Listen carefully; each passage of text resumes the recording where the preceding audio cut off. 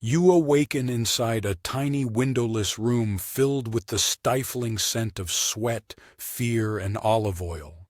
The cold stone walls press against your bare skin, and from the distant main house, laughter drifts to your ears. It is the kind of laughter that twists your stomach into knots of anxiety. Your body aches fiercely from the previous night, bruises spreading purple and yellow across your ribs like a twisted bouquet.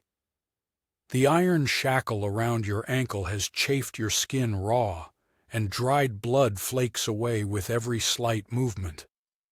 Heavy footsteps approach, sandals striking the marble floor with a steady rhythm. You recognize this sound immediately. It is the overseer coming to get you ready for another day of what they call service. Your hands tremble as you reach for the thin tunic scrunched in the corner. You are 15 years old, though you stopped counting birthdays long ago since they took you from your home. Time has a strange flow when you belong to someone else. The metal door scrapes open against the stone, sunlight pouring sharply inside. You squint, lifting a shaky hand to shield your eyes. The overseer's towering figure fills the doorway, a mountain of muscle and scars, his face a cruel map etched by years of breaking young souls. "Clean yourself," he growls, throwing a damp cloth near your feet. "The master has guests arriving tonight, important guests." His eyes scan your body with the cold precision of a trader inspecting stock. You will be part of their entertainment. Your throat tightens. You have known what that means since the very first night they dragged you screaming from your village. After being informed that your family's debts were settled with the only currency they had left, this became your harsh reality. For numerous young men in ancient Greece, not the polished version taught in schools where philosophy and democracy shine so brightly that we overlook the darkness behind the marble columns and intellectual debates. Beyond the symposiums and political discussions lay a system that exploited the vulnerable and discarded their humanity like shattered pottery.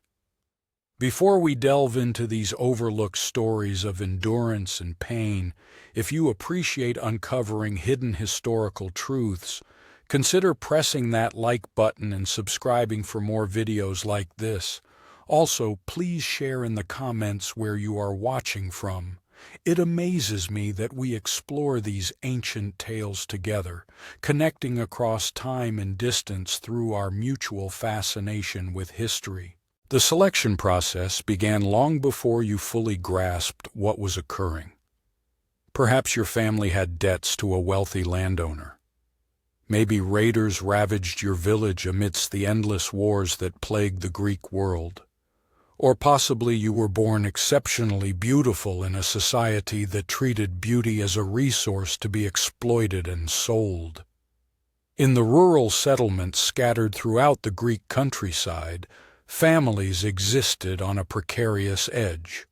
A failed harvest, a father's injury, or a death in the household could tip the balance into utter despair. Any of these situations could thrust a family into debt, and when the debt collectors showed up, they had no interest in empty assurances or future income.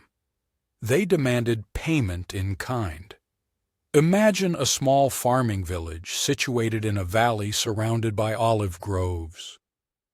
The homes are rudimentary, made of mud bricks and thatched roofs, with earthen floors and just one room where whole families share space to stay warm. Naked children scamper between these houses, their giggles blending with the bleating of goats and the far-off sound of women grinding grain. Life here is tough, yet it is life. Then the drought arrives. Day after day, the relentless sun scorches dying crops. The ancient, twisted olive trees yield only shriveled fruit. The barley fields turn dry and brittle. The wells, which have sustained this village through many generations, begin to dry up. Families face unbearable decisions no parent should ever have to make. First, they must sell their livestock, the goats and sheep that are their sole form of wealth. Next goes the jewelry, the few precious heirlooms handed down through the years. When even this is gone, their gaze turns towards their children with a new, troubling perspective. Slave traders descend like vultures, sensing weakness. They set up shop in the village square, chains and ropes coiled like metallic serpents, their ledgers filled with names and prices. They promise immediate payment for long-term service agreements, 20 years of labor in exchange for enough silver to feed a family. Winter makes sense, and even seems kind when your children are truly starving, but you are only 12 years old. You cannot grasp the cruel math behind desperation. You know only that your father avoids meeting your gaze as he bargains over your price. Your mother turns away when the trader inspects your teeth as if you were an animal. You feel the rough hands assessing your muscles, judging your worth. Words like promising, good breeding, and suitable for household service fill the air, but their meaning escapes you, not yet understood. The merchant counts silver coins into your father's palm, each coin sparkling under the sun, each representing a full year of your existence. Your father's hands tremble as he accepts the payment, but accepts it he does. Your mother hides her face and weeps, yet does not halt the sale. They assure you this is temporary, that you will earn money and return home richer, may be able to buy land or marry. They promise kind treatment, valuable skills, chances for progress. Their lies drip from their mouths like honey from a shattered hive, sweet but deadly. The journey to the city turns into a nightmare of chained necks and raw feet. You have become part of a human caravan, dozens of boys and young men bound by iron and hopelessness. The older ones remain silent, for they have learned that hope is simply another empty word. To avoid future sorrow, the younger children wail for their mothers until their voices disappear, or until the overseers silence them with harsh blows to their throats. You journey through landscapes that would be breathtaking under other conditions. Gentle hills adorned with olive trees, coastal roads where the sea glimmers like countless diamonds, mountain routes frequented by soaring eagles, yet you see nothing of it. Your world has shrunk to the length of the chain between you and the boy ahead.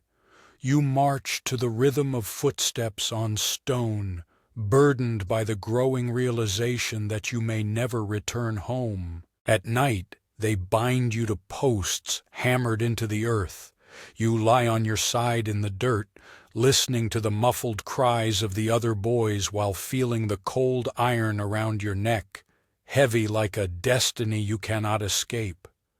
Occasionally the traders bring visitors to examine their human goods, men with gentle hands and calculative gazes who move among you like farmers inspecting their livestock. They prod and poke, checking for illness or injury, assessing your suitability for different kinds of servitude. You learn to distinguish the various buyers. Agricultural slaveholders who seek strength and stamina for long hours in the fields from sunrise to sunset. Household masters who desire obedience, intelligence, and a certain delicate nature indicating you will bring no trouble. But there is a third type, whose visits you fear above all. These men wear fine clothes and speak with refined accents. Their accents carry the scent of costly perfumes and fine wine, while their fingers glisten with rings as they inspect you closely. Their touch lingers in a way that sends chills down your spine. They are searching for something very particular, a unique mix of youthfulness and beauty that relates not to labor but entirely to indulgence. The slave market in Athens overwhelms every one of your senses. The first sensation is the noise, hundreds of voices bargaining, crying out, begging, and giving commands. Then the smells hit you, unwashed bodies, fear, sweat, urine, and an unexplainable odor that churns your stomach. When you look around, you finally grasp the warnings from older slaves to keep your gaze low. Naked bodies are lined up like goods. Children barely able to walk stand beside their mothers with eyes full of bewilderment. Old men appear broken with bowed backs, their worth judged by the strength left in their aging limbs. Buyers circle like predators, pointing and debating prices as though the people displayed cannot hear a single word. You are cleaned and oiled before being sold, not out of kindness, but because clean goods command higher prices. The oil causes your skin to shine in the sunlight, emphasizing the lean muscles you gain during the journey. Someone has decided you are too attractive for hard field labor, so you are placed among the household slaves meant for indoor service. The auctioneer's booming voice echoes across the marketplace. At the market, the auctioneer outlines your characteristics, including your age, place of origin, and physical condition. He notes your attractive appearance and calm demeanor, phrases designed to catch the attention of certain buyers. The opening bid is low but rises swiftly as more men join the contest. You remain motionless on the platform, wishing to vanish into yourself while unfamiliar hands inspect your body. One person pries open your mouth to examine your teeth, another tests your hand's strength, and a third fingers your hair, commenting on its feel and shade. You cease to be a human being and become an object appraised for sale. The successful buyer is a man named Lysander, though his name will only reach your knowledge later. All you perceive at the moment is his contented grin as he counts out the silver coins. His gaze already seems to claim you before the deal concludes. He is middle-aged and well-nourished, with the soft hands of someone unaccustomed to hard labor. His tunic is made of fine silk dyed in rich purple, a clear symbol of wealth and prestige. However, when his eyes meet yours, something in his look stirs a deep desire in you to flee, despite the chains that make flight impossible. Lysander presides over a large household in Athens's affluent district. His residence dwarfs your entire village. Majestic marble columns, painted walls, and intricate mosaics portraying gods and heroes decorate the home, while servants bustle along corridors carrying trays laden with food. You watch their quick and anxious movements and notice that many are young men, each strikingly attractive in their own unique way.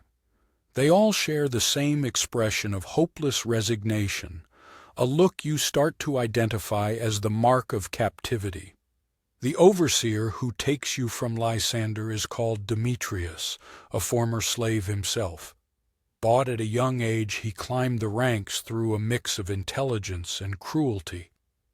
Now he controls the household slaves with an unyielding grip, knowing better than anyone how to crush their spirits and force obedience. As he leads you around the house, he lays out the rules plainly.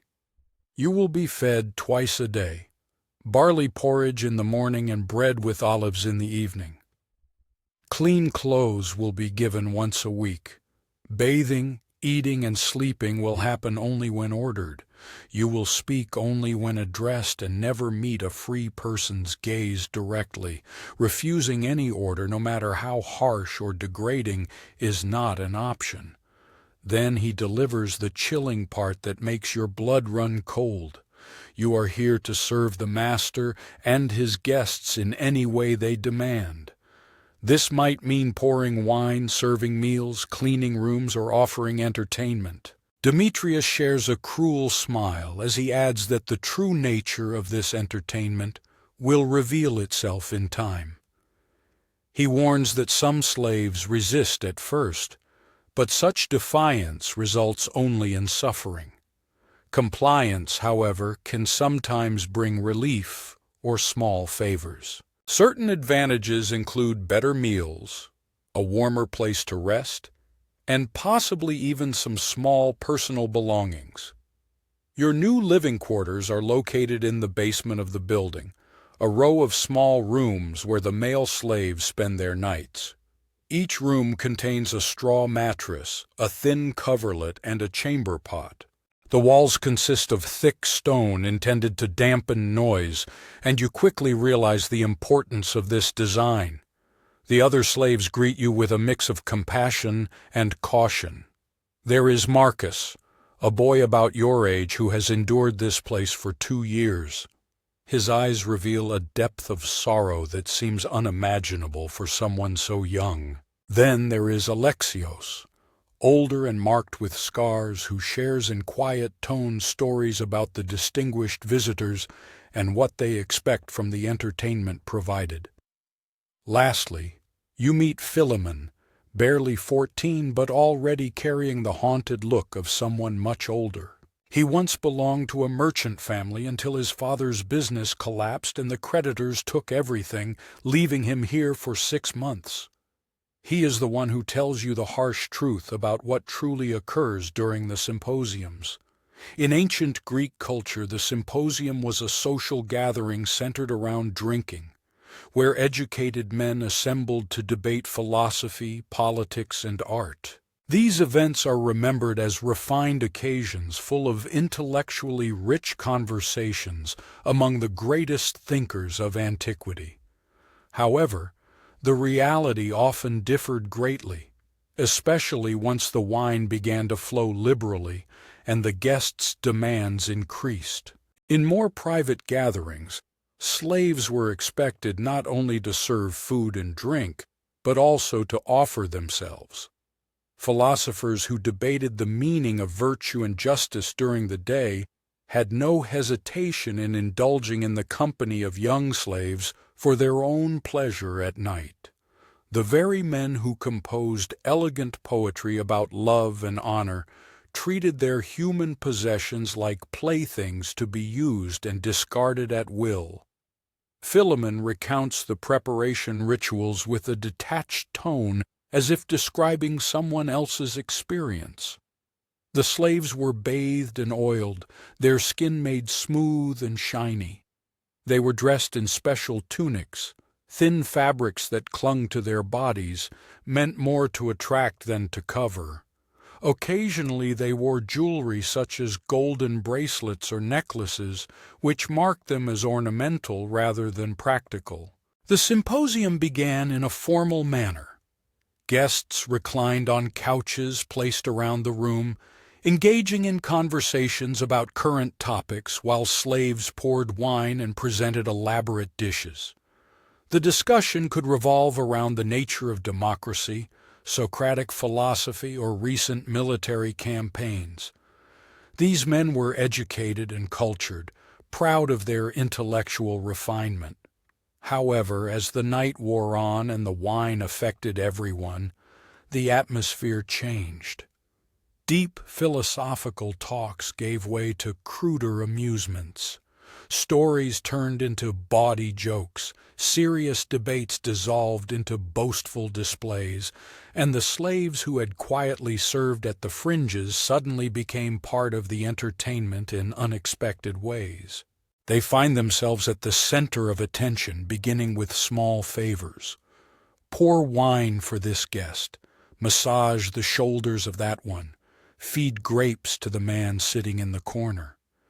Each request appears harmless enough, yet you start recognizing the signs.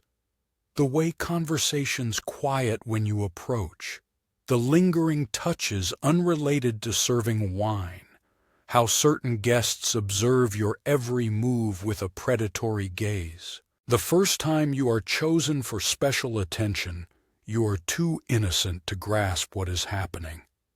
An older man, old enough to be your grandfather, invites you to join him on his couch. He wants you to share his wine. At first, his questions seem kind-hearted. Where are you from? Do you miss your home? Are you being treated kindly?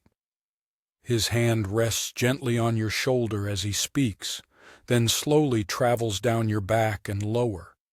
You try to pull away, but his grip tightens. Other guests watch, their conversations fading as they focus on the unfolding scene. What follows is etched in your mind with a terrible clarity born of trauma. The way your pleas are dismissed, how your resistance is met with cruel laughter from the onlookers, the feeling of powerlessness while hands hold you down, your clothing torn off, and your innocence shattered in the most horrific manner imaginable. Later, alone in your cell, you stare at the cold stone ceiling, struggling to comprehend how it all happened. The world can hold unimaginable cruelty. Your body may ache, but the emotional scars run far deeper. You cease to be seen as a person, becoming instead an object to be exploited and discarded, a source of amusement for men who compose verses praising the beauty of the human soul. Yet this is only the beginning. In the months that follow, you realize that what occurred on that first night is viewed as mild by the estate's standards. Certain guests have peculiar tastes and delight in inflicting specific torments. Others vie to discover who can most thoroughly shatter a slave's spirit. The overseer encourages such conduct, knowing that slaves who are broken are far easier to control. You come to understand that this household functions under a complicated system of abuse. The newest slaves endure the harshest treatment, serving as fresh prey for the guests' desires. Those who manage to survive long enough may be elevated to different positions, such as personal attendants to less cruel masters or kitchen staff who rarely face the guests directly. But advancement demands more than mere survival. It requires a total abandonment of self-respect and a readiness to assist in one's own degradation. Some slaves try to resist. Marcus attempted to flee during his first month only to be caught and beaten so badly he limped for weeks. Alexios once defied an especially humiliating command and suffered 3 days chained outdoors without food or water, left exposed to the elements as a warning to others. But the forms of resistance you encounter are diverse.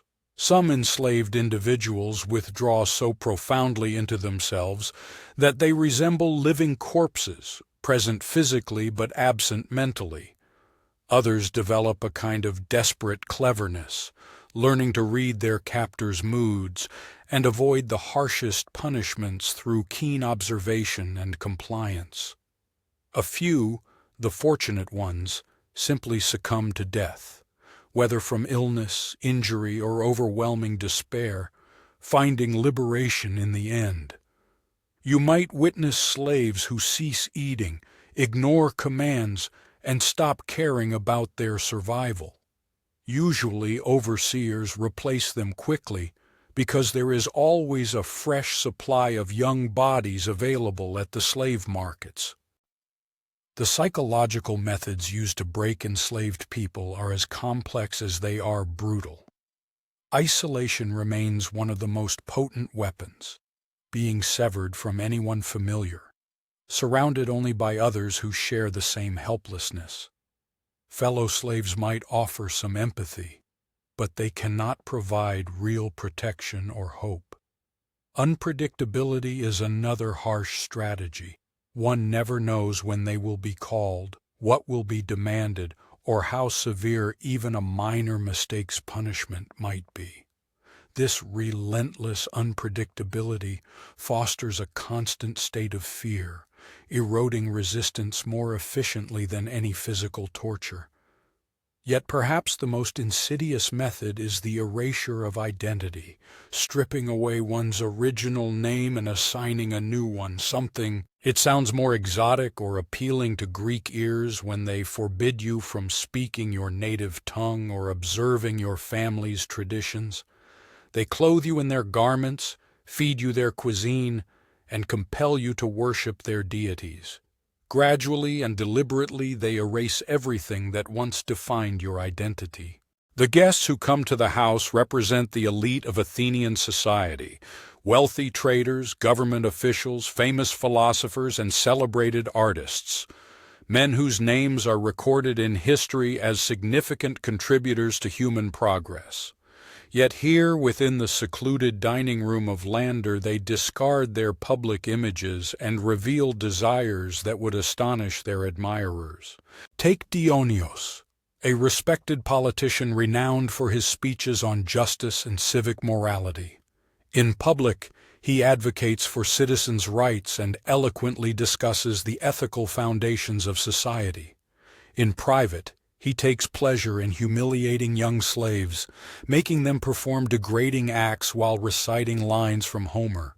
Then there is Cleomenes, a prosperous merchant who sponsors public projects and is lauded for his generosity to the poor.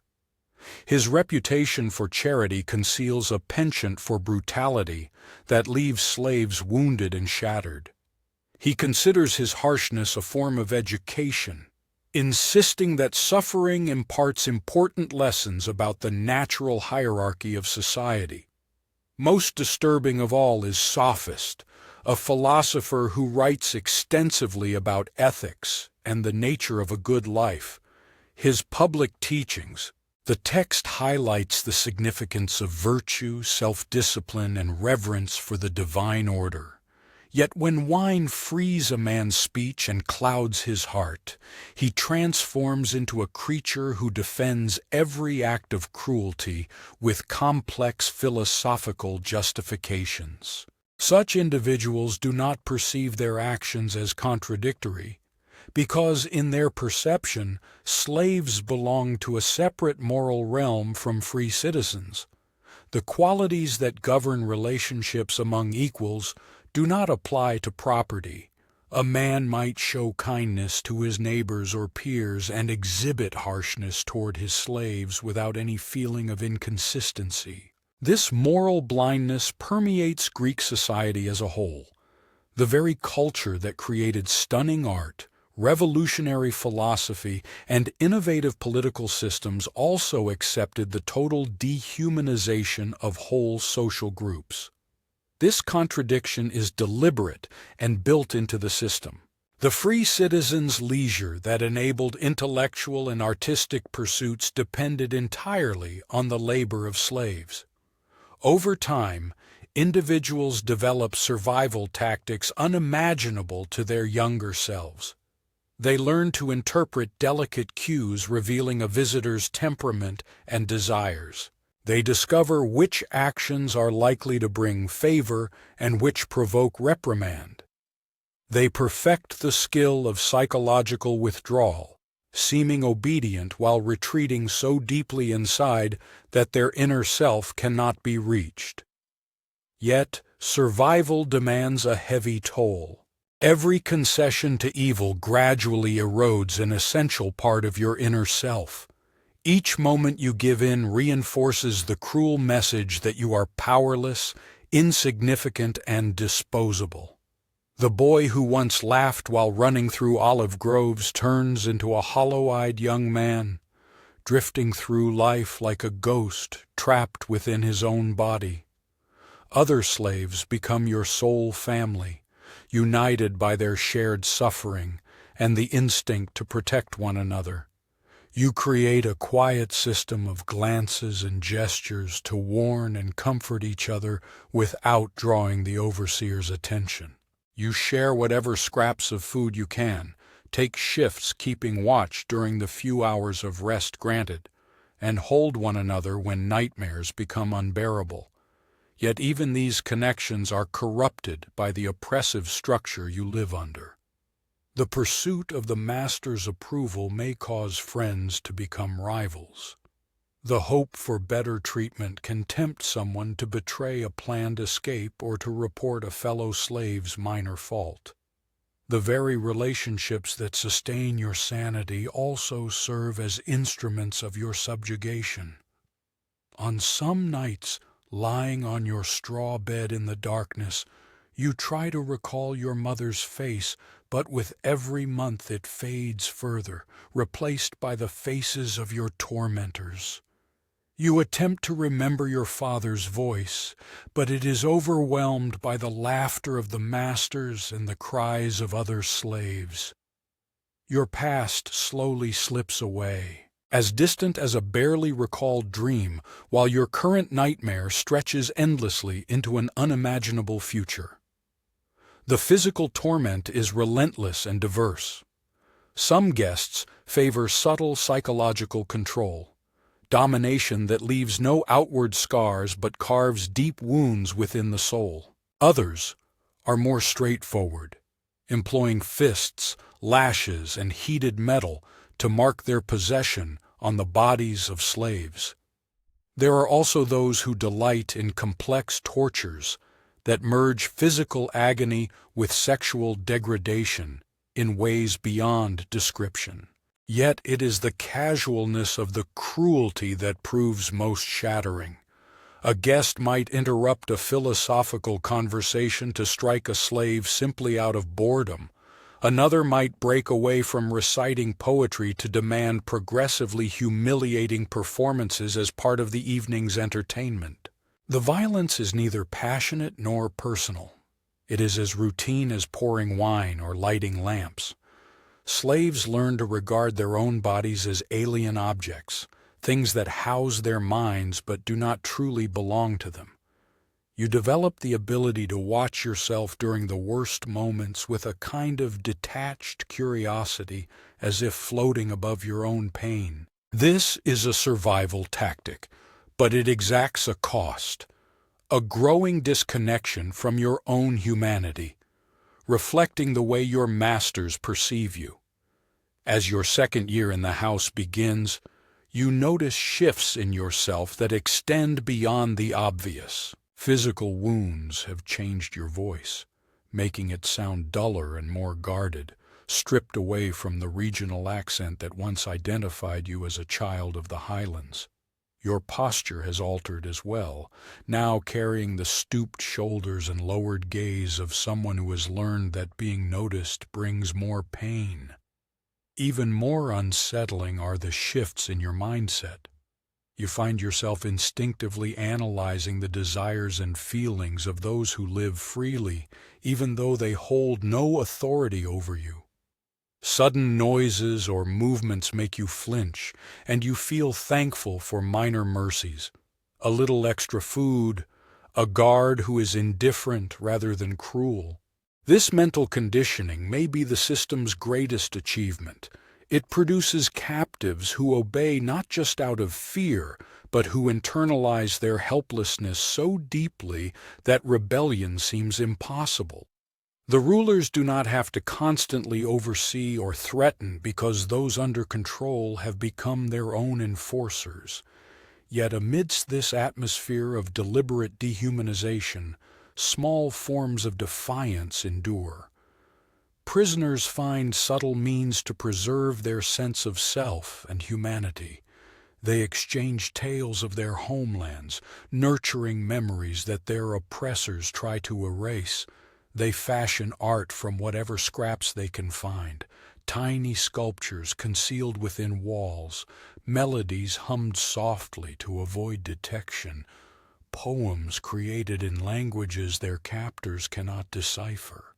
Above all, they bear silent witness through whispered conversations. During fleeting moments of solitude, they exchange their stories and confirm each other's pain. They recall the names of those who have perished, making sure these erased victims are not completely forgotten by history. They record atrocities and safeguard proof of crimes that their society refuses to admit. This act of testimony itself becomes a form of defiance by affirming their own humanity and the truth of their suffering. The enslaved challenge the dominant narrative that depicts them as satisfied possessions or willing participants in their own exploitation.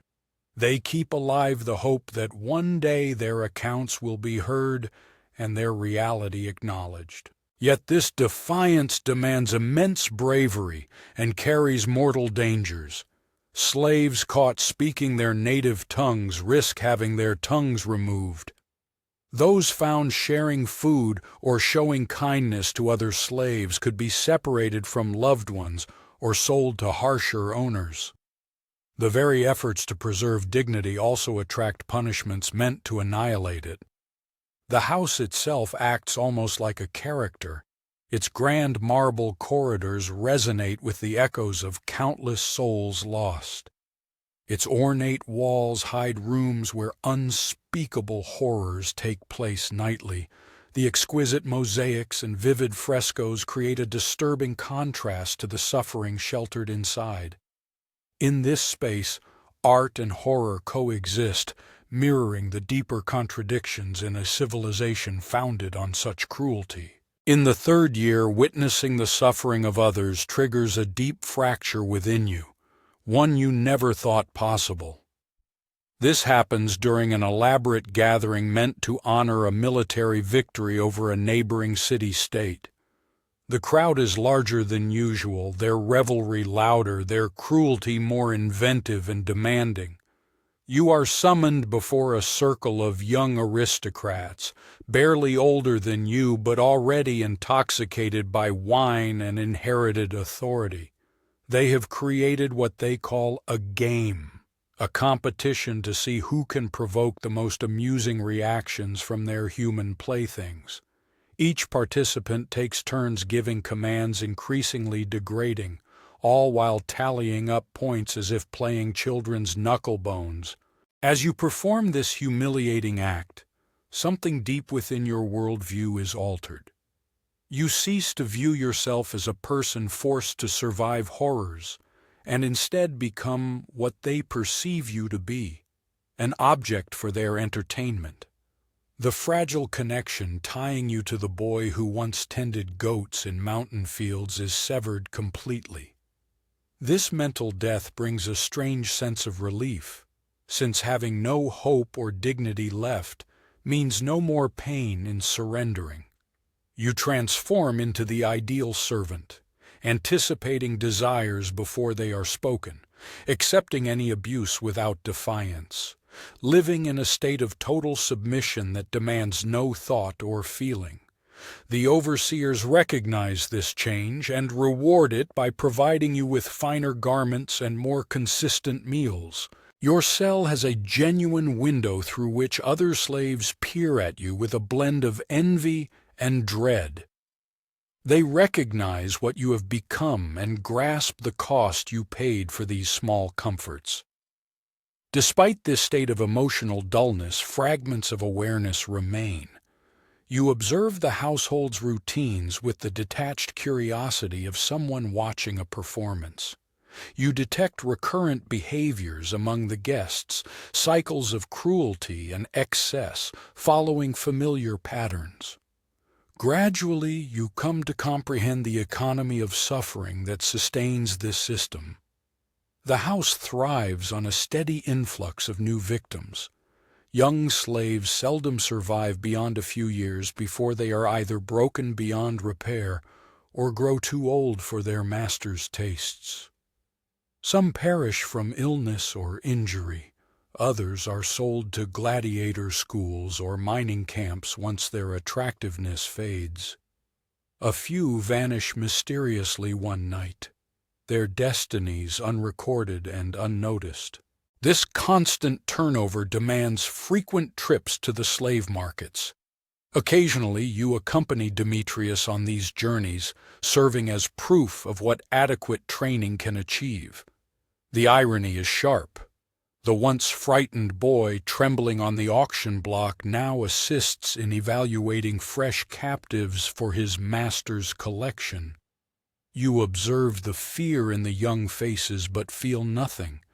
When Demetrius requests your judgment on a particular boy's suitability, you respond with clinical appraisals shaped by years of harsh experience. This one will. Resistance beyond a certain point necessitates destruction when something is already too broken to justify the effort, the third example reveals. The newly enslaved gaze at you with desperate hope, seeing in your survival a faint chance for endurance. They fail to grasp that merely surviving and truly living are worlds apart. They cannot perceive that the person before them has been dead inside for years, leaving only an empty shell programmed to obey. During one visit to the market, you meet a boy who strongly resembles your younger self. Identical dark hair, frightened eyes, and a desperate quest for kindness in a suddenly hostile world. He is perhaps 13, small for his age but with the lean strength typical of someone raised on hard labor and simple meals. Something stirs within the lifelessness inside you as you observe him briefly, and suddenly you recall what it means to be human. The feeling is so surprising and painful that you stagger, prompting Demetrius to seize your arm and ask if you are unwell. You falsely attribute it to the heat, yet the reality is far more complex. Seeing that boy has awakened a part of you you believed had died forever.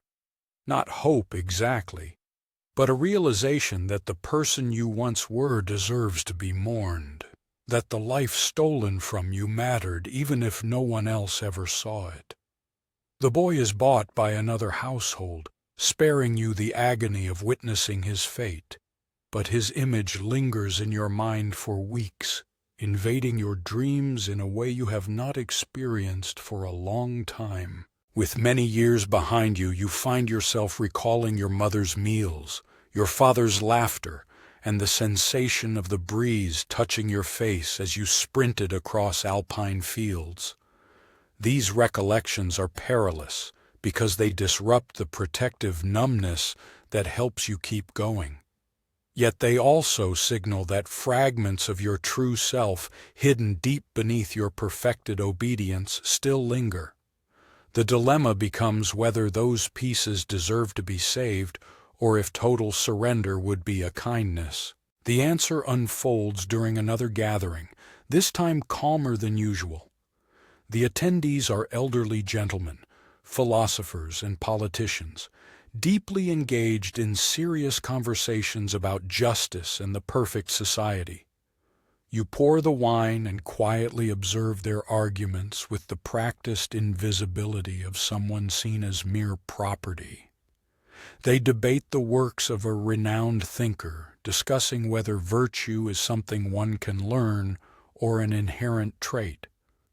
One participant insists that certain individuals are naturally meant to be slaves, born with imperfect souls that prevent self-rule. Another argues that character is shaped by surroundings, suggesting even slaves might achieve virtue under different conditions. The contradiction is staggering. These very men who abuse children and torment the defenseless engage in serious deliberations on virtue, while you, their victim, stand silently holding their beverage. They speak of justice while committing the worst injustices, and they theorize about the ideal government while building a living nightmare. The earth is ruled by those in power, but when you listen to their discussions, you realize something crucial. Their sophistication is philosophical. This intellect does not excuse their cruelty, it intensifies it.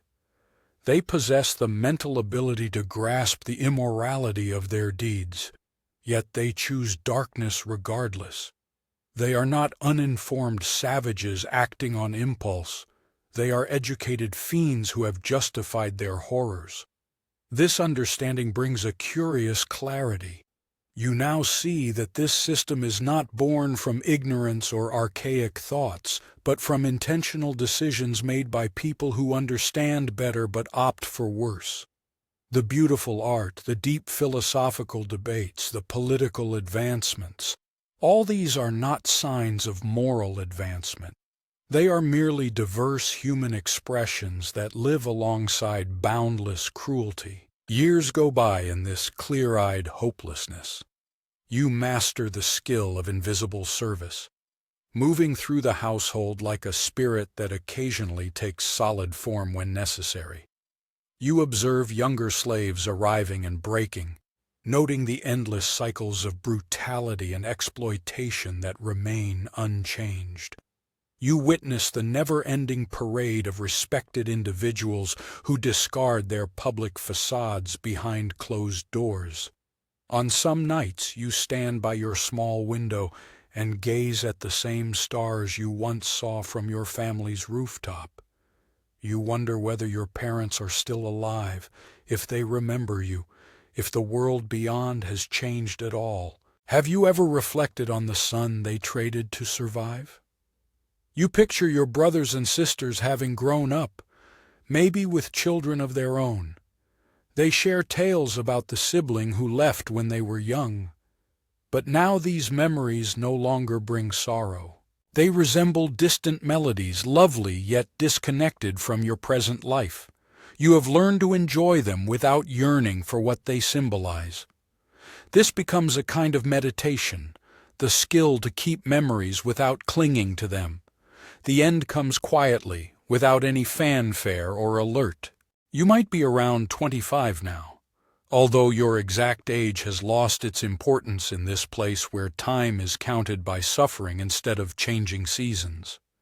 Your body reveals the accumulated toll of years filled with harm, wounds that never fully healed, joints aching from past damage, a nagging cough hinting at trouble deep in your lungs. More importantly, your usefulness is fading. Those who once competed fiercely to claim your abilities barely acknowledge you now. New captives arrive exhibiting fresh vitality and untarnished hope, making your accustomed obedience appear ordinary instead of extraordinary. You are transforming into what every captive ultimately becomes, unseen but in a different sense, neglected rather than desired. One morning Demetrius summons you to his quarters and informs you that you are being transferred to a mining facility in the mountains. This is described neither as a punishment nor a reward, but purely as a financial choice, your worth as household amusement having diminished. The expenses for upkeep are minimal, yet you still face many years of grueling toil ahead. Mining camps are the place where slaves slowly perish. Everyone knows this fact, including yourself. The labor is exhausting, the conditions deadly, and life expectancy is counted in months rather than years. It is not exactly an execution, but survival is far from guaranteed. You receive this information with the same emotional numbness that has defined your life for so long. Whether it is death in spirit or death under the same roof, what difference does it truly make? You have felt lifeless in every sensible way for years, so the end of bodily functions almost feels unnecessary. As you get ready for transport, an unforeseen event occurs.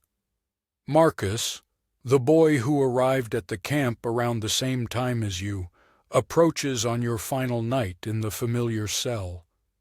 Against all odds, he has managed to endure and even find a way to prosper, securing a role as the personal attendant to Lysander's wife. His tasks are less demanding, the mistreatment happens less often, and his meals are more consistent. He slips something into your hand, a small piece of metal sharpened into a point. Though crude, it is functional, a tool capable of opening locks or perhaps even veins. He offers no explanation, but his message is unmistakable. You have the power to decide the conclusion of your story. Holding the metal shard that night, you weigh your options. You might attempt to flee, though the likelihood of success seems almost non-existent, and the consequences for failing would be severe. The pain was so intense, you could have turned it into a weapon against your captors, gaining a fleeting moment of vengeance before your unavoidable demise. Alternatively, you might have directed it upon yourself, selecting the time and method of your departure from this existence. Each choice held its own allure. Escaping sparked the illusion of liberty, even though the truth might be a swift recapture followed by cruel punishment. Violence offered a grim satisfaction, allowing you to return a measure of the suffering you had faced. Taking your own life provided a sense of control, granting you the power to choose dignity instead of humiliation during your final moments. Yet, as dawn nears, you decide otherwise. You conceal the weapon where fellow captives might discover it, passing on the gift of choice that Marcus once gave you. Your tale may be concluding, but others continue to unfold, and perhaps one will reach a different end. The journey to the mines leads you through landscapes that awaken long-lost memories. Mountain trails evoke childhood explorations. Streams where you once caught fish with bare hands reappear in your mind, and villages resemble your own, inhabited by families who might include your kin still alive. You do not attempt to flee. The chains you bear make escape impossible, and the guards are skilled at preventing such plans. Instead, you use this passage to bid farewell to the world you are leaving behind. Watching eagles glide in the sky, you recall dreaming of flight. The scent of wildflowers brings back memories of your mother. In the garden, you hear the wind rustling through the pine trees alongside faint echoes of your father's voice. The mining camp turns out to be everything you feared and even worse. Hundreds of slaves labor under conditions so harsh that household service seems like a luxury in comparison. The tunnels are cramped and unstable, liable to collapse without notice. The air is thick with dust that burns your lungs and clouds your vision. The work quotas are impossible, designed to squeeze out the greatest amount of effort before certain death. Yet, even in this darkest place, you find something extraordinary. The slaves have built their own community, forming methods of resistance and mutual care. Whenever possible, they share food and take shifts, supporting those too weak to continue working. They have created complex networks of communication spanning the entire operation. Most importantly, they remember. During whispered talks in rare moments of rest, they recount stories from their lives before captivity. They mention the names of loved ones, describe customs and traditions from dozens of different cultures, and keep alive languages their captors have tried to eradicate. They bear witness to one another's humanity in ways their masters never could. Your own tale becomes entwined in this oral history. The boy from the mountain village who survived years in an Athenian household, the child sold to settle family debts who endured unspeakable cruelty while holding on to pieces of identity, and the young man who chose to pass on hope even in its absence. The end does not arrive with violence or grand spectacle, but through a simple weariness. Your damaged lungs finally give in to the relentless attack of stone dust. Your weakened body fails after one too many tunnel collapses. You pass away quietly in the darkness, surrounded by fellow laborers who vow to remember your name and carry your story onward. Yet this is not truly the conclusion, because stories like yours have no real endings. They resonate through the ages, whispered where power prefers not to see, reminding us that behind every great civilization's achievements lie countless unnamed victims whose pain made those accomplishments possible. The classical world we admire for its art, philosophy, and political innovations was constructed on a foundation of suffering so vast and systematic it is almost unimaginable. The very culture that gave birth to democracy, theater, and logical reasoning also accepted the complete dehumanization of whole groups of people. These were not contradictions, but rather complementary parts of a single system. If we are honest, we must admit that similar systems persist today. They are more concealed, dressed up in legal intricacies and economic distance. But the core dynamic remains. Powerful individuals still take advantage of the powerless. Societies continue to build their comforts on the suffering of others. Vulnerable individuals keep vanishing into systems designed to consume them while the cycle carries on. We live in a reality where children are exploited through trafficking, yet society engages in abstract debates about consent and autonomy. Pharmaceutical companies manufacture addiction crises even as they fund studies on mental health problems. Technologies meant to unite and inform instead become instruments for exploiting and manipulating the young and defenseless. This same ethical blindness that permitted ancient Greek scholars to subject slaves to torment while discussing virtue now allows modern people to consume goods produced by child labor while championing human dignity. The mental separation that enabled revered thinkers to justify cruelty also permits today's leaders to disregard systemic abuse while delivering eloquent speeches about fairness and advancement. We convince ourselves that humanity has moved beyond such cruelty, but often cruelty evolves by becoming more subtle. Structures grow increasingly intricate, rationalizations gain complexity, and those harmed drift further away from the beneficiaries of their suffering. Yet the fundamental exchange remains unchanged, the agony of some turning into the pleasure or profit of others. The brutal gatherings of ancient Greece, where slaves endured suffering for amusement, find their counterparts today in industries that sexualize minors, social platforms that foster teenagers' self-destructive behavior, and economic systems built on exploitation. Systems that regard human beings as expendable assets may change their appearance and technologies may advance, yet the readiness to sacrifice the vulnerable for the benefit of the powerful remains unchanged. Perhaps the most unsettling resemblance is how these contemporary systems conceal themselves behind the same types of intellectual complexity that defined ancient Greece. Elaborate legal mechanisms mask simple ethical dilemmas. Economic theories serve as scholarly justification for exploitation. Technological progress becomes a rationale for neglecting fundamental human kindness. We create stunning art while turning a blind eye to harsh realities. We compose heartfelt poetry even as children vanish into abusive systems. We invent remarkable technologies, but algorithms aimed at increasing engagement push vulnerable youth toward self-harm. We engage in profound philosophical debates on ethics, while the most elementary moral principles are breached daily on our behalf.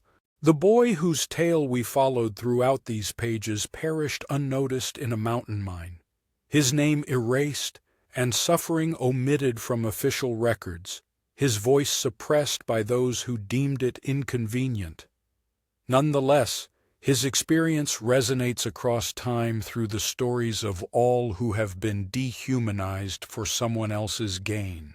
Tonight, somewhere on this planet, another child is being sold to repay a family's debts. Another young individual is being broken by systems crafted to exploit. Taking advantage of their weakness, another individual is uncovering the truth that the society they believed was founded on honorable values actually stands on a base of concealed cruelty. Their stories are ongoing, their voices still pleading for someone to pay attention, to bear witness, to remember their names and respect their humanity. The issue is not about whether such occurrences take place. They happen all the time, everywhere, hidden openly by our shared willingness to ignore them. The real question is whether we will persist in the age-old habit of moral blindness that lets us enjoy the fruits of systemic cruelty while convincing ourselves of our moral high ground. Will we continue to feed ourselves comforting deceptions about human advancement while true human beings suffer unseen in the shadows of our enlightenment? Or will we at last admit that the cost of our civilization has always been borne by those who had no say in the bargain? The child in the mountain mine died for the same reasons children perish today, because societies have consistently found ways to justify the unimaginable when it benefits them. The marble corridors still reverberate with his screams. The exquisite mosaics still hide the stains of innocent blood. Somewhere in our modern, glowing cities, within our refined organizations, the identical age-old horrors appear under new guises and speak in current tongues, while the core evil remains unchanged. The situation stays the same. We are them, and they are us. The sole distinction lies in time, and time itself has never stopped human cruelty. It has only served as a reason to overlook it.